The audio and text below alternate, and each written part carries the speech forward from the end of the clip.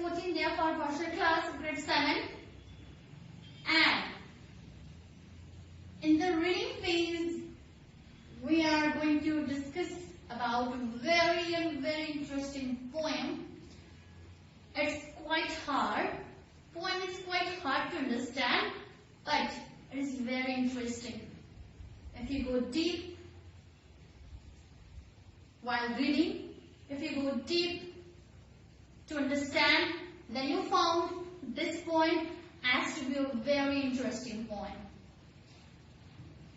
So, the tiger, this poem, it has been written by one of the famous English poem writer, and his name is William Black. So here are given several stanza, or you can see paragraph also, but poem we call it stanza, okay? The story we call it paragraph, or one first paragraph, second paragraph, but the poem we call the first line or the first paragraph as a stanza. So here, first stanza, I'm going to talk about the first stanza. So here I will explain each stanza very separately in order to make you clear. I will tell you the meaning of the first stanza, then second, then third, then fourth, then fifth. Okay? So I hope you will listen to this video very carefully. So first stanza, there is written, "Tiger, tiger, burning bright in the forest of night, what immortal hand or eye could frame the fearful symmetry?" So this was the poem, this was the line and the first stanza. Let's see the description now. First stanza, okay? The very first stanza in this poem, it talks about the creation, which is the tiger itself. So the very first stanza of this poem talks about creation and talks about the creator. Here the creation is tiger itself, whereas creator is God. The poet has repeated the word tiger, tiger. In the very first line of this stanza, you may see there, tiger, tiger. So the poet has repeated these two words. Which is such repetition of tiger, tiger, it gives the giant-like rhythm. Means tiger, tiger is a very giant creature, is a very big creature, big, fearful creature, scary giant-like creature. Got it? So, and then he has used a phrase, the burning bright. And for the tiger, tiger, burning bright. Means for the tiger, he has used a phrase, burning bright. So the poet, why he has used this phrase? Why he has used the phrase, burning bright to the tiger? Why? Listen. He has used the phrase, the burning bright for a tiger. This is the suggestive of the color of the skin of the tiger. Because he has used the phrase burning bright, it is just because of the color of the skin of a tiger. You may have seen the color of the tiger, color of the skin of the tiger. Which color is there? Which color you can see there? And the body and the skin of the tiger. So, the yellow-red color, actually, or if you have seen a tiger in real or in the TV or in any pictures, then you might have noticed the color of the skin of a tiger. Actually, it's yellow and the red combination, or it's a combination of yellow and red. and it's a very bright color. Yellow red combination is a bright color. The yellow red color shines. It shines. It's very bright color, that's why it shines. The yellow red color shines and it gives the impression as if something is burning bright in the dark night of the forest. So, when the tiger he walks out in the forest at the night, what happened? The color of the skin, it shines automatically, and it looks like that something is burning. The color of the skin of the tiger, it makes the tiger to burn, to shine himself or herself in the dark night of the forest. And the forest, at the night time, the forest is very dark. At the night time, there is dark around the forest. So at that time, when the tiger walks out, its color, the skin of the color. The color of the skin is shines, and it feels like that something is burning. Very bright. Got it?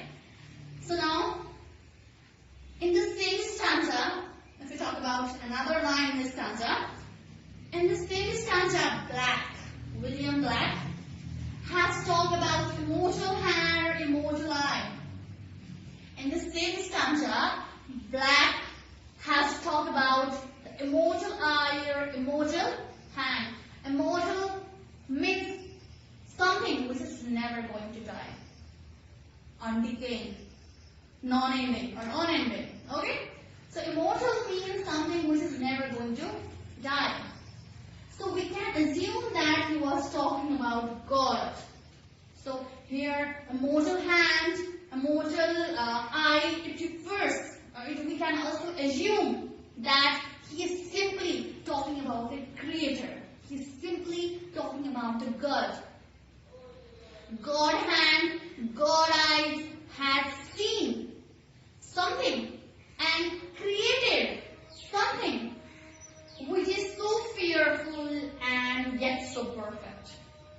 God eyes, it might have captured something, it might have seen something, it might have observed something, or it might have created something, developed something which is so fearful, which is so scary, but even though it is very perfect and beautiful, he has created a symmetrical figure.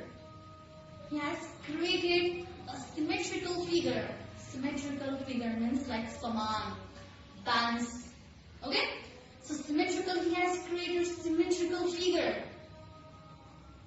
So if we looked at it, we find it very scary. We find it very fearful. We find it very terrifying. And at the same time, we find it very pleasant and beautiful as well. Got my point? So, first stanza is very much meaningful, where the poet has simply talked about the Creator and the creation. Let's come to the second stanza of this poem. I'm going to read the second stanza first, then I will explain. Alright? So, second stanza. In what distant deeps or skies burn the fire of thine eyes?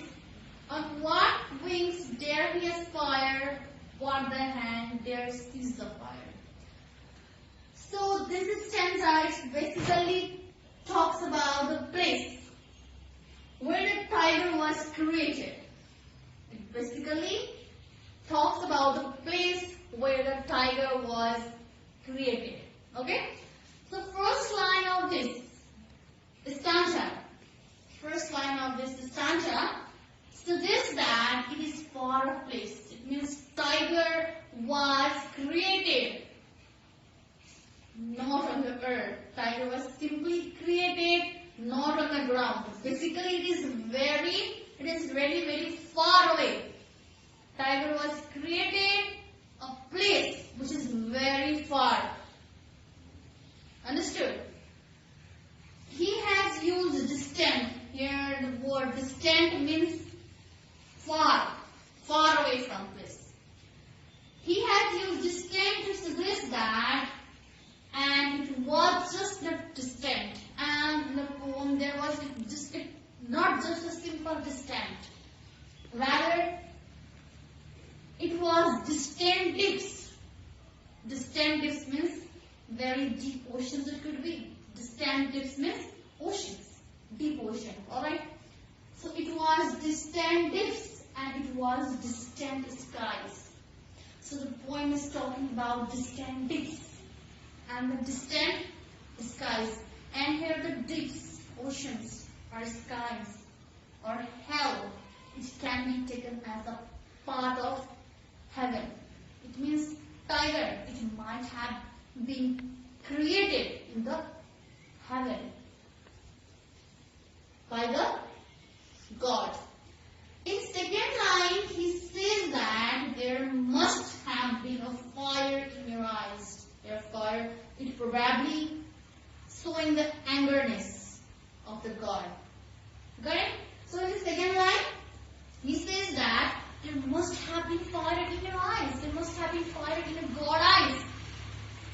When you were creating, because this creature is so ferocious. It means at the time of creating tiger, there must have been anger in your eye. There must have been fire in your eyes.